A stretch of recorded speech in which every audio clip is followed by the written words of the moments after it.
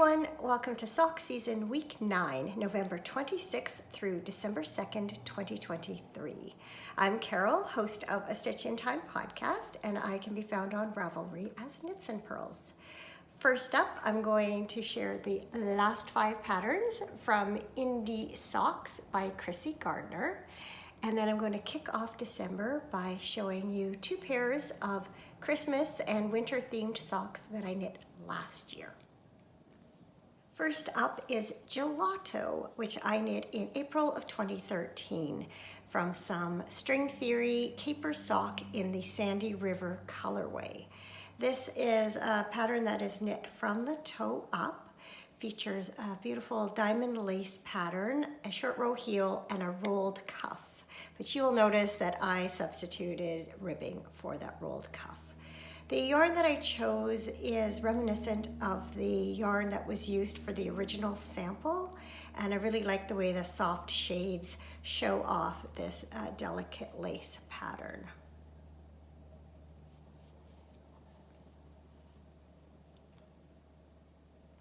Now I will give you a look at them on my feet.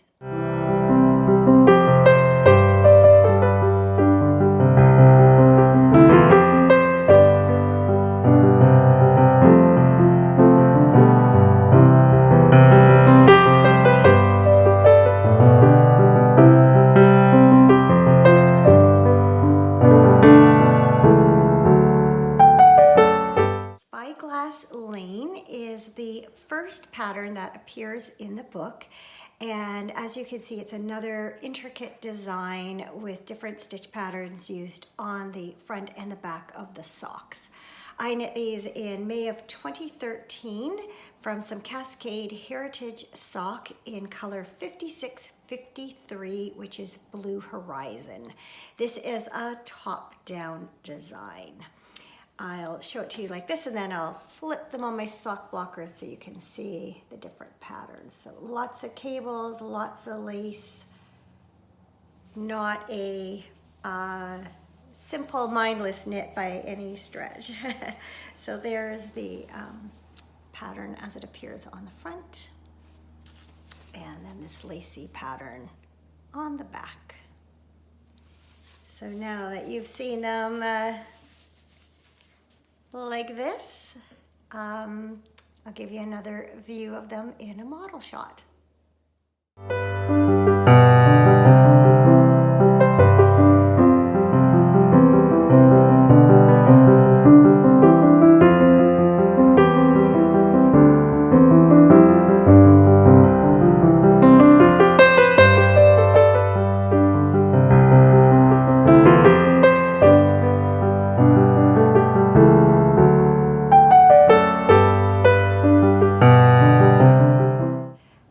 When I knit Nami in June of 2013, I once again chose a yarn that was similar to the yarn that had been used for the sample in the book.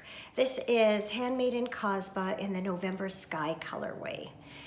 It's a top-down sock. As you can see, it features a feather and fan lace pattern, a short row heel, and a rounded toe. Once again, this pattern was only written for one size, so I decreased the number of stitches in order to make it fit me better. Now, I had a little bit of a surprise when I pulled these socks out to film sock season. A little critter had been nibbling at the toe of one of them. In fact, you may spot that hole in the upcoming footage because I filmed that yesterday. But last night I sat down, took a few rows back in the toe, and reknit it with my leftover yarn, and I challenge you to tell which is which. So here is the model shot. See if you can spot the hole.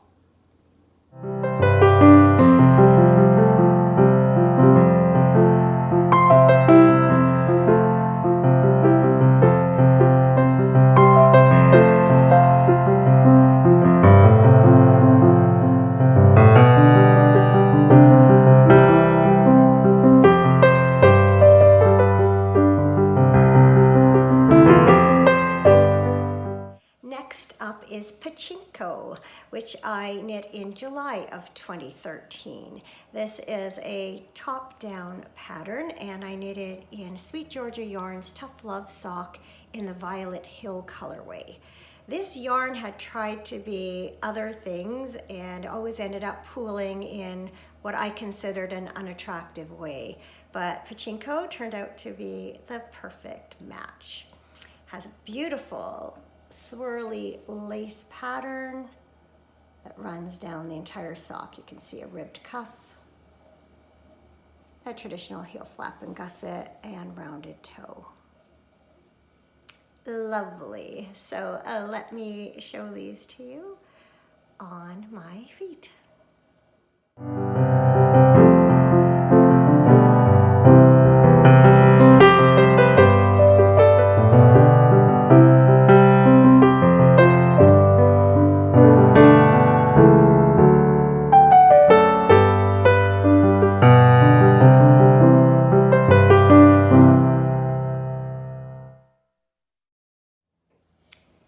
Ironically, this was one of the first socks that I wanted to knit from the book, but it ended up being my last because of the knit-along schedule.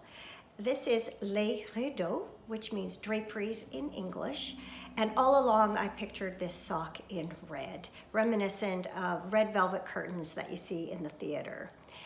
This is Louette Gems fingering in the cherry red colorway. This sock was knit from the top down, features a ribbed cuff, and then this very intricate cabled pattern that runs all the way down the instep and into the heel flap, and then ends with a rounded toe. I would say I finished this book on a high note. This is one of my favorite patterns from the book and one of my favorite finished projects. And so here is the final model shot from Indie Socks by Chrissy Gardiner.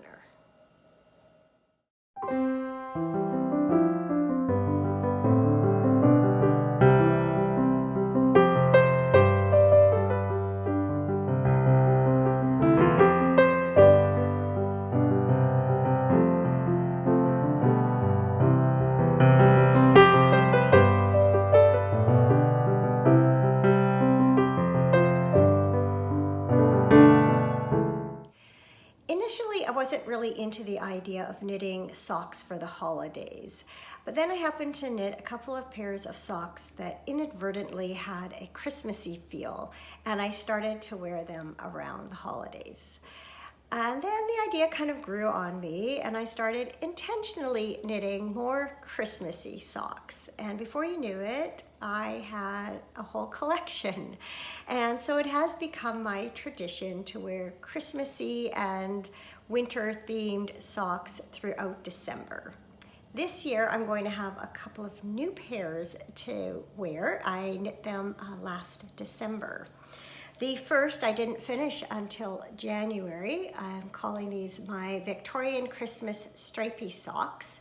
It's a plain vanilla sock, 64 stitches, top down, with an Eye of Partridge heel and gusset. The main color is Leo and Roxy 80/20 sock in the Victorian Christmas colorway. And then I striped it with 3 minis that I received as part of last year's Sweet Fiber Yarns Holiday Sock Club.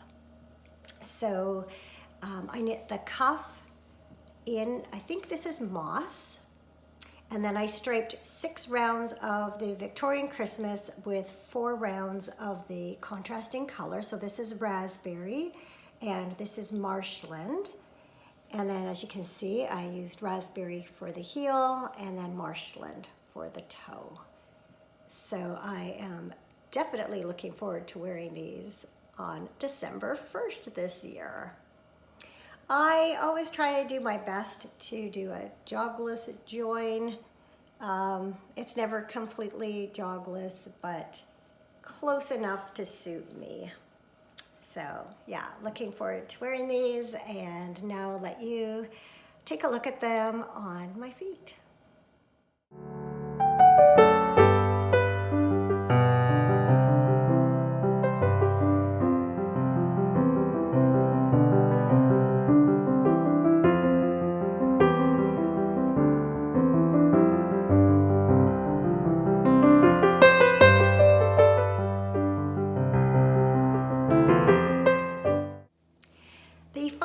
for this week was also knit from yarn from the Sweet Fiber Holiday Sock Yarn Club from last year. This was the first skein that I opened. It's the Super Sweet Sock base, as are the minis that I used in the previous sock. And this is the Snow and Spruce colorway. I wanted to find a pattern that had some kind of tree motif on it, and I found it in the Evergreen Socks by Madeline Gannon or Gannon, not sure.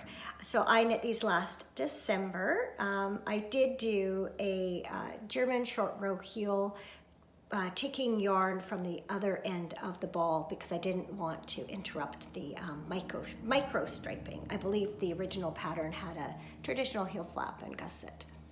So there you can see those beautiful trees. This one especially knit up really well. These stripes almost match.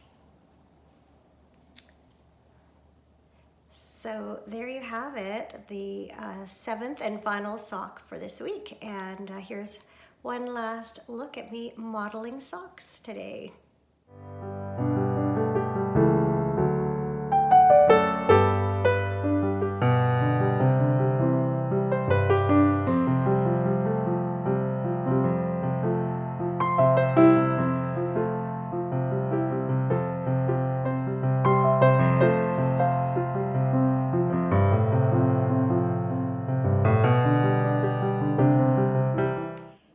That brings week 9 of sock season to an end.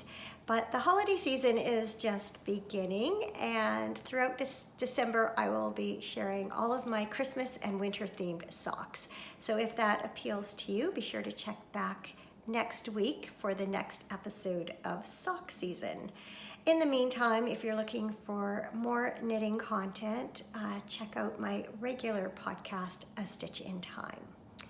If you enjoyed this content, please like and subscribe, and I will see you again next week. Thank you so much for watching.